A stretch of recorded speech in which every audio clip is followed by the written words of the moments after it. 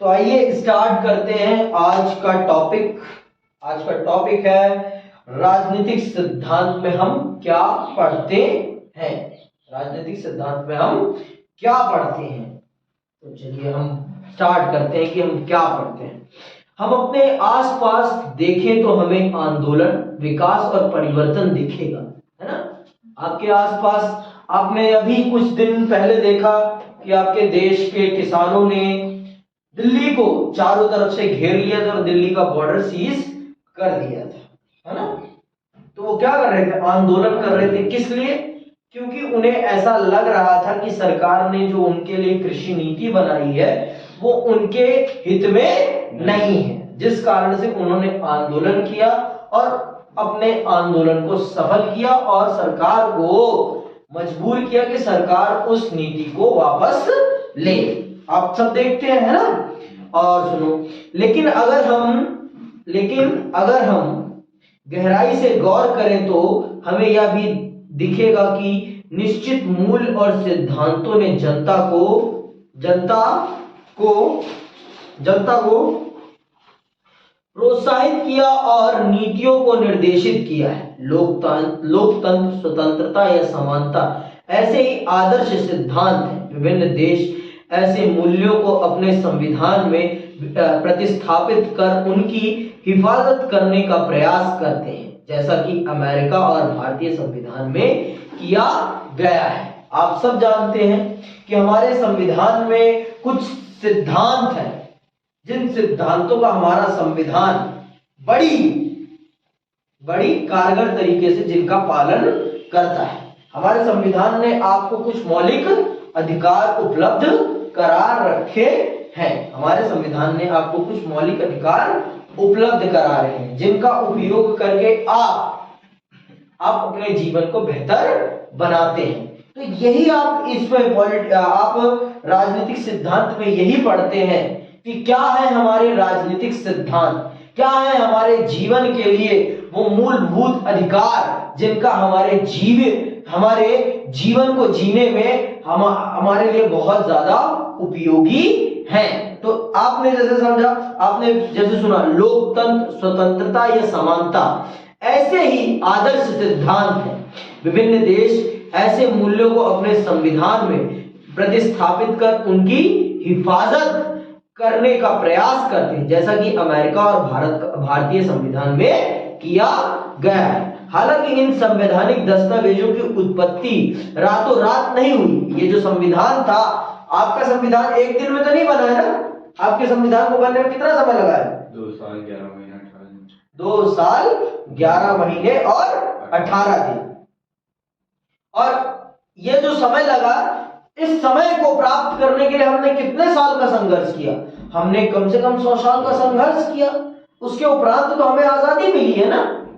आजादी हमें हमारे संघर्ष से मिली है, और ये उस संघर्ष का परिणाम थी ये किताब, ये दस्तावेज। ये ऐसे ही दस्तावेज आपके सामने नहीं आ गया है। इस दस्तावेज को आपके सामने लाने के लिए बड़ा लंबा संघर्ष करना पड़ा है। समझ में बात? तो ये जो आजादी है, ये आजादी खैरात में नहीं मिली है। इस आजादी को संजो कर रखना हमारी जिम्मेदारी है, क्योंकि अगर हम इसको संजो कर नहीं रखेंगे तो ये हमारे पास से जब चली जाएगी ना, तब हमें इसका महत्व पता चलेगा कि इसका क्या महत्व है हमारे जीवन के लिए। कहते हैं ना, जब तक अपने ऊपर बीतती नहीं है तब तक किसी को उस चीज का आभास नहीं होता। जिन्होंने गुलामी सही है उनको पता है गुलामी का सही अर्थ। हमारे ऊपर वो बीत नहीं रही, जिस कारण से हमें नहीं पता। इसीलिए हमारे समाज में हमारे लोग आजादी का गलत उपयोग करते हैं, क्योंकि उन्हें आजादी का सही मतलब नहीं पता है। आजादी का सही मतलब आपको कब पता चलेगा? जब आप राजनीतिक सिद्धांत पढ़ेंगे तब ना। तो इसीलिए जरूरी है राजनीतिक सिद्धांत को पढ़ना, जिससे कि आप अपने अधिकारों को समझ सके और दूसरों के भी अधिकारों को समझ सकें। आप अपने खुद के तो अधिकार समझे ही समझे, उसके साथ आप दूसरों के भी अधिकार को समझ सकें कि हमें अपने अधिकारों के साथ दूसरे के अधिकारों की भी सुरक्षा करनी चाहिए। जितना हमारे लिए हमारा अधिकार प्यारा है, उतना ही दूसरे के अधिकार को भी हमें सम्मान देना चाहिए। समझ में आई बात? आगे सुनो। इनका निर्माण उन विचारों और सिद्धांतों के आधार पर हुआ जिन पर कौटिल्य और अरस्तु से लेकर Jacques Rousseau, Karl Marx, Mahatma Gandhi और डॉक्टर भीमराव अंबेडकर तक के समय से वाद विवाद होता आया है, जिन पर दुनिया के बड़े बड़े दार्शनिकों ने, बड़े बड़े राजनीतिज्ञों ने विचार विमर्श किया है, जिन्होंने इस पर बड़े बड़े व्याख्यान लिखे हैं, बड़े बड़े व्याख्यान दिए हैं। ये ऐसे ही नहीं अस्तित्व में आया है, इसको अस्तित्व में लाने के लिए बहुत लोगों ने अपने जीवन को दान दे दिया है। इन सब चीजों को प्राप्त करने के लिए बहुत लोगों ने अपने जीवन को दान दे दिया है, जीवन त्याग दिया है कुछ सिद्धांतों को प्राप्त करने के लिए। आप सब भगत सिंह को जानते हैं, अमर शहीद भगत सिंह। उन्होंने किसके लिए प्राण दिए? अपनी आजादी के लिए, क्योंकि वो आजादी का महत्व जानते थे। क्योंकि जब तक इंसान आजाद नहीं होगा तब तक इंसान कभी भी अपनी इच्छाओं के अनुसार अपना जीवन व्यतीत नहीं कर सकता। आजाद होना बहुत जरूरी है, आजाद होना बहुत जरूरी है, क्योंकि अगर आप आजाद नहीं होंगे तो आप कभी भी जीवन में उन लक्ष्यों को प्राप्त नहीं कर पाएंगे जिन लक्ष्यों को आप प्राप्त करना चाहते हैं। आगे सुनिए। बहुत पहले ईसा पूर्व 5वीं शताब्दी में प्लेटो और अरस्तु ने अपने विद्यार्थियों से विचार विमर्श किया था कि राजतंत्र और लोकतंत्र में से कौन सा तंत्र बेहतर है। आप सब जानते हैं हमारी दुनिया में बहुत सारी शासन पद्धतियां हैं, जिनमें से एक राजतंत्र है और एक लोकतंत्र है। राजतंत्र वो है जहां पर राजा का शासन होता है, और लोकतंत्र वो राजनीतिक शासन की पद्धति है जिसमें शासन जनता के द्वारा चयनित होता है, जिसमें शासक जनता के द्वारा चयनित होता है। उस शासन व्यवस्था को हम लोकतांत्रिक शासन व्यवस्था कहते हैं। उस शासन व्यवस्था को हम लोकतांत्रिक शासन व्यवस्था कहते हैं, जिसमें शासक जनता के द्वारा चुना जाता है। तो प्लेटो और अरस्तु के बीच में यह बात होती है कि राजतंत्र और लोकतंत्र में कौन सी शासन व्यवस्था बेहतर है, कौन सी शासन व्यवस्था बेहतर है। तो क्या होता है, सुनना। आधुनिक काल में सबसे पहले रूसो ने सिद्ध किया कि स्वतंत्रता मानव मात्र का मौलिक अधिकार है। कार्ल मार्क्स ने तर्क दिया कि समानता भी उतनी ही निर्णायक होती है।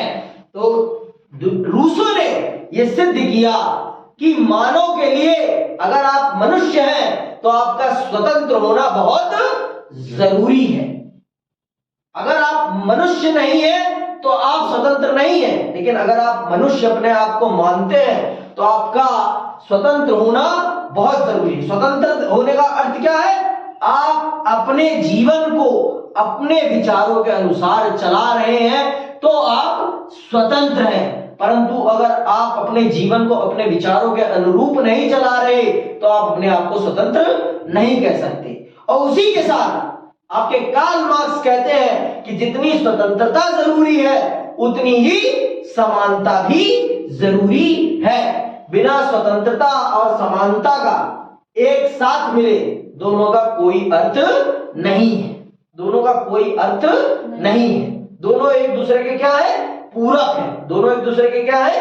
पूरक। समझ में आती बात? दोनों एक सिक्के के दो पहलू हैं, स्वतंत्रता और समानता। स्वतंत्रता के बिना समानता अधूरी है और समानता के बिना स्वतंत्रता अधूरी है। ठीक, आगे सुनो। जितने की स्वतंत्रता अपने देश में गांधी जी ने अपनी पुस्तक हिंद स्वराज में वास्तविक स्वतंत्रता या स्वराज के अर्थ की विवेचना की। अंबेडकर ने जोरदार तरीके से तर्क रखा कि अनुसूचित जातियों को अल्पसंख्यक माना जाना चाहिए और उन्हें विशेष आरक्षण मिलना चाहिए। इन विचारों ने भारतीय संविधान की प्रस्तावना में स्वतंत्रता और समानता को प्रतिस्थापित किया। भारतीय संविधान के अधिकार वाले अध्याय में किसी भी रूप में छुआछूत का निषेध किया गया और गांधी के सिद्धांतों को नीति निर्देश तत्व में शामिल किया गया। आपने पढ़ा है अपनी पिछली किताब में कि हमारे देश में किसी भी रूप में छुआछूत को मान्यता नहीं प्राप्त है। कोई भी किसी भी प्रकार की छुआछूत के आधार पर भेदभाव नहीं कर सकता है। अगर कोई भी इस आधार पर किसी के साथ किसी भी प्रकार का भेदभाव करता है तो उसे उसका दंड दिया जाएगा, उसे उसका दंड दिया जाएगा। और वो दंड देने का काम कौन करेगी? हमारी न्यायपालिका, जिसे अधिकार दंड देने को किसने दिया है? भारत के संविधान ने। समझ में बात? आगे सुनो। राजनीतिक सिद्धांत उन विचारों और नीतियों को व्यवस्थित रूप में प्रतिबिंबित करता है जिनसे हमारे सामाजिक जीवन, सरकार और संविधान के आकार ग्रहण किया है। यह स्वतंत्रता, समानता, न्याय, लोकतंत्र और धर्मनिरपेक्षता जैसी अवधारणाओं का अर्थ स्पष्ट करता है। यह कानून का राज, अधिकारों का बंटवारा और न्यायिक पुनर्वालोकन जैसी नीतियों की सार्थकता की जांच करता है। यह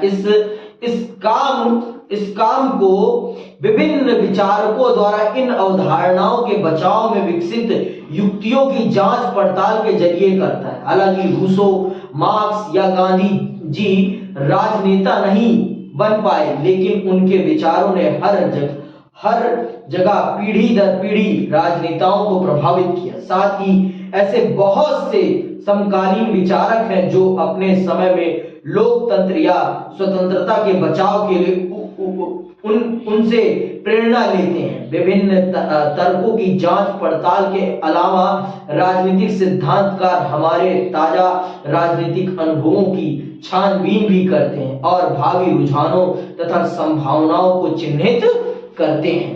तो आप राजनीतिक सिद्धांत में अपने उन मूलभूत अधिकारों के बारे में जानते हैं जिनसे आपका जीवन बनता है, जिनसे आपका जीवन बनता है। जानवर और इंसान के जीवन में जो फर्क पैदा होता है, उन फर्कों को आप राजनीतिक सिद्धांत में पढ़ते हैं और समझते हैं। राजनीतिक सिद्धांत की किताब में आप उन अधिकारों को पढ़ते हैं जो आपके जीवन को एक मानव जीवन बनाता है। अगर आपके पास वो अधिकार नहीं है तो आपका जीवन मानव जीवन कहलाने लायक नहीं है। आपका जीवन मानव जीवन कहलाने के लायक नहीं है अगर आपके पास वो अधिकार नहीं है जो राजनीतिक सिद्धांत की किताब में एक मनुष्य के लिए बताए गए हैं। तो समझ में आई बात? आगे सुनो। लेकिन क्या यह सब अब हमारे लिए प्रासंगिक है? क्या अब हम स्वतंत्रता और लोकतंत्र प्राप्त नहीं कर चुके हैं?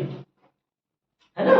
अब आज तो आपको पता है आप स्वतंत्र भी हैं और आपका राष्ट्र एक लोकतांत्रिक पद्धति पर चल रहा है।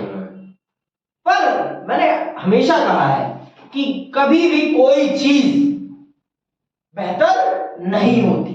हर चीज में गुंजाइश है और बेहतर होने की। हर चीज में गुंजाइश है और बेहतर होने की। समझ में आई बात? कोई भी चीज कभी भी कंप्लीटली परफेक्ट नहीं होती है। हर चीज में गुंजाइश है और बेहतर होने की। समझ में आई बात? और बेहतर होने की, ये समझ। तो आज भी स्वतंत्रता और लोकतंत्र में ये संभावनाएं हैं कि उनको और बेहतर किया जा सकता है।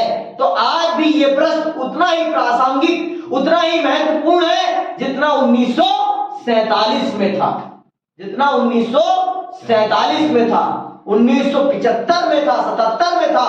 आज भी उतना ही प्रासंगिक है, उतना ही अर्थपूर्ण है। क्योंकि आज आपका देश जिस लोकतांत्रिक पद्धति का अनुसरण कर रहा है, वो लोकतांत्रिक पद्धति एक स्वस्थ लोकतंत्र नहीं है, वो आपका पारिवारिक लोकतंत्र है कि नेता का बेटा नेता। समझ में क्या बात? नेता का बेटा नेता, तो ये फिर इसे आप परफेक्ट लोकतंत्र नहीं कह सकते। वास्तविक लोकतंत्र क्या है कि जो जनता में से निकले, जनता के द्वारा और जनता के लिए, वो है लोकतंत्र। यहां तो नेताजी अपनी कुर्सी अपने बेटे को दे देते हैं, तो बेटा उनका प्रतिनिधि बन जाता है और जनता उसे अपना प्रतिनिधि मान लेती है। तो ये आज जो हमारे देश में लोग, तो इसीलिए मैं कह रहा हूं हर समय विकल्प है और बेहतर बनने का। तो इसीलिए आज भी ये प्रश्न उतना ही प्रासंगिक है जितना 1947 में था, जितना उससे पहले था। समझ में बात? भारत सचमुच स्वायत्त और स्वतंत्र है, हालांकि स्वतंत्रता और समानता से संबंधित प्रश्नों का उठना बंद नहीं हुआ है। ऐसा इसलिए कि स्वतंत्रता, समानता तथा लोकतंत्र से संबंधित मुद्दे सामाजिक जीवन के अनेक मामलों में उठते हैं और विभिन्न क्षेत्रों में अलग अलग रफ्तार से उनकी बढ़ोतरी हो रही है। उदाहरण के लिए राजनीतिक क्षेत्र में समानता समान अधिकारों के रूप में बनी है, लेकिन यही आर्थिक और सामाजिक क्षेत्र में उसी तरह नहीं है। लोगों के पास समान राजनीतिक अधिकार हो सकते हैं, लेकिन हो सकता है कि समाज में उनके साथ जाति या गरीबी के कारण अभी भी भेदभाव होता हो।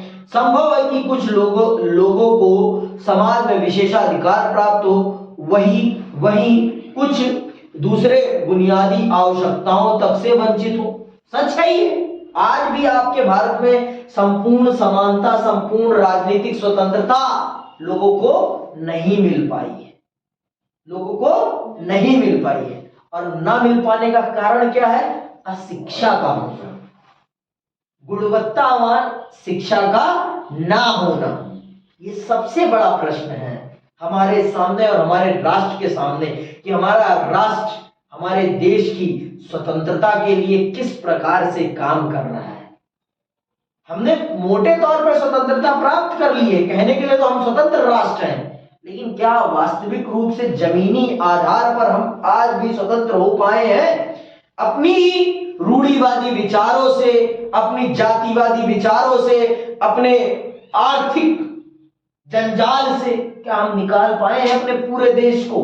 तो जी, अभी भी हमारे देश में ना आर्थिक स्वतंत्रता संपूर्ण रूप से स्थापित हो पाई है, ना समानता संपूर्ण रूप से स्थापित हो पाई है, ना भेदभावपूर्ण समाज स्थापित हो पाया है। तो इसलिए आज भी ये प्रश्न उतने ही प्रासंगिक है। इसीलिए कह रहा है, क्या ये आज भी प्रश्न उतना ही इंपॉर्टेंट है जितना पहले था? तो जी हाँ, ये आज भी उतना ही इंपॉर्टेंट है जितना पहले था। आज भी इस पर चर्चा होनी चाहिए। इसीलिए आपको पॉलिटिकल साइंस पढ़नी चाहिए, क्योंकि वो आपको बताती है कि क्या एक इंसान के जीवन को बेहतर बनाता है और क्या एक इंसान को बदतर बनाता है। आपको बेहतर और बदतर का फर्क करना सिखाता है राजनीतिक सिद्धांत। आपको बेहतर और बदतर का फर्क करना सिखाता है राजनीतिक सिद्धांत। ठीक है, कुछ लोग अपना मनचाहा लक्ष्य पाने में सक्षम है, जबकि कई लोग भविष्य में अच्छा रोजगार पाने के लिए जरूरी स्कूली पढ़ाई से भी असक्षम है। उनके लिए स्वतंत्रता अभी दूर का सपना है। समझ? आज भी देख लो गांव के बच्चों, जैसे आपको जिन परिस्थितियों में जिस गुणवत्ता की शिक्षा मिल रही है, क्या वही गुणवत्ता की शिक्षा गांव के बच्चे को मिल पा रही है? तो आज भी उसके लिए जो आपके पास सुविधाएं हैं वो दूर की कौड़ी है। तो क्या ये उसके साथ समानता का बर्ताव है? क्या ये उसके अधिकारों का हनन नहीं है? है ना भाई, वो भी तो भारत का नागरिक है ना। जो अधिकार आपके पास है उसके भी पास भी तो है, लेकिन सरकार आज भी उसको वो उसके अधिकार मुहैया नहीं करा पा रही है जो आपको मुहैया है। तो आज भी असमानता का व्यवहार हो रहा है हमारे समाज में, हमारे ग्रामीण परिवेश के साथ, जो कि सरासर गलत है। और ये गलती जब तक कायम रहेगी तब तक हमारे राष्ट्र का विकास अधूरा रहेगा।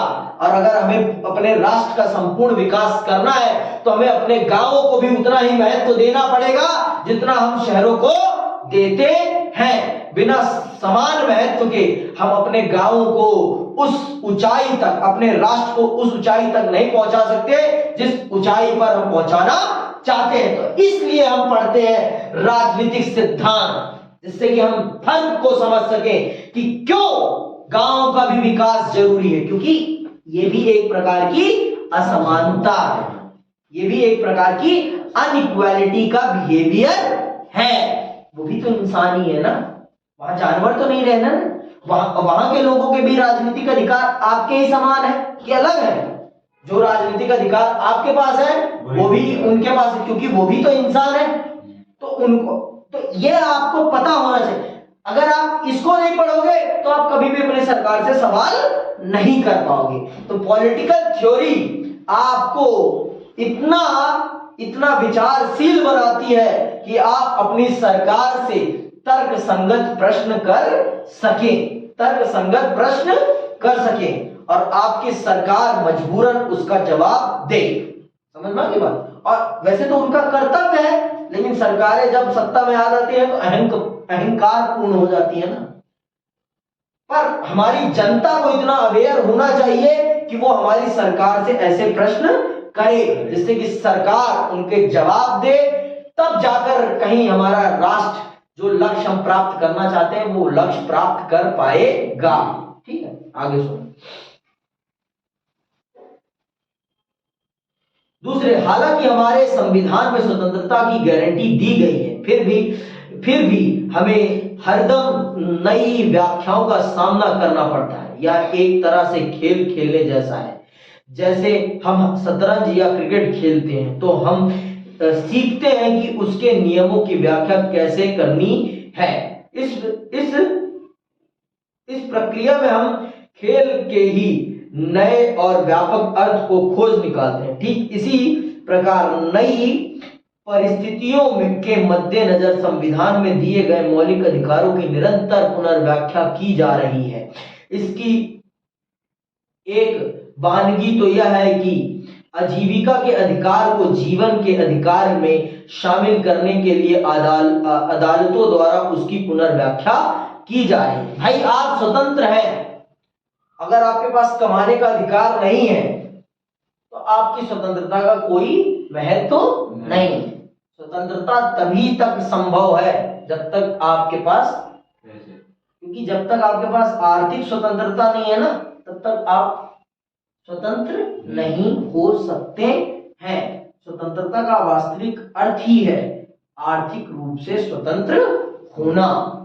आर्थिक रूप से स्वतंत्र होना। आज आप अपने आप को संपूर्ण रूप से स्वतंत्र नहीं कह सकते, क्योंकि अभी आप आर्थिक रूप से अपने पिताजी के ऊपर, माताजी के ऊपर निर्भर हैं।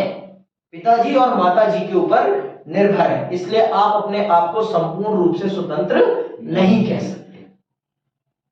समझ में आई बात? आप संपूर्ण रूप से अपनी इच्छाओं के अनुसार अपना जीवन नहीं व्यतीत कर सकते हैं। समझ में आई बात? आगे सुनो। सूचना के अधिकार की गारंटी एक कानून द्वारा की गई है। समाज बार बार नई चुनौतियों का सामना करता है। इस क्रम में नई व्याख्याएं पैदा होती हैं। समय के साथ साथ संविधान में दिए गए मौलिक अधिकारों में संशोधन भी हुए और इनका विस्तार भी। यद्यपि न्यायिक व्याख्याएं और सरकारी नीतियां नई समस्याओं का सामना करने के लिए बनाई गई हैं। मैंने आपको बताया ही है कि समय और परिस्थिति के साथ चीजें बदलती हैं। समय और परिस्थिति के साथ चीजें बदलती रहती हैं, और अगर समय और परिस्थिति के साथ लोग अपने आप को नहीं बदलेंगे तो वो नष्ट हो जाएंगे। अगर आप ठंड के हिसाब से अपने आप को नहीं बदलोगे, ठंड में आप निवस्त्र घूमोगे, तो आप भी परलोक सिधार जाओगे, आप इस धरती पे नहीं रह पाओगे। समझना की बात? तो इसीलिए अपने आप को समय के अनुसार बदलना बहुत जरूरी है। तो इसीलिए संविधान भी अपने आप को समय के अनुसार बदलता रहता है, समय अपनी व्याख्याएं समय के अनुसार बदलता रहता है। अगर वो ऐसा नहीं करेगा तो वो अपनी प्रासंगिकता को खो बैठेगा, मतलब अपने महत्व को खो बैठेगा। जहां जैसी परिस्थिति वहां उसका वैसा स्वरूप बन जाता है।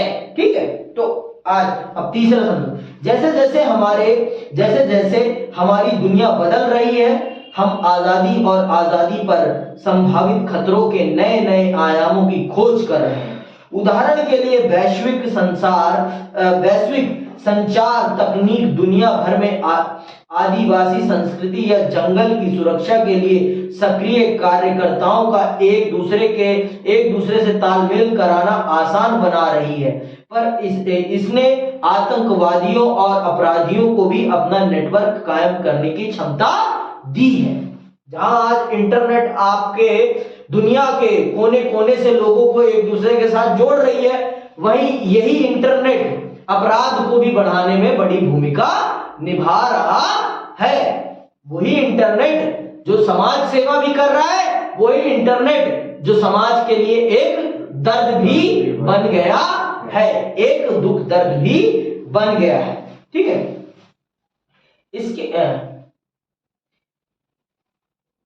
इसके अलावा भविष्य में इंटरनेट द्वारा व्यापार में बढ़ोतरी तय है। देख ही रहे हो, आज 2 साल से आप सब कुछ किसके बल पर चल रहा है?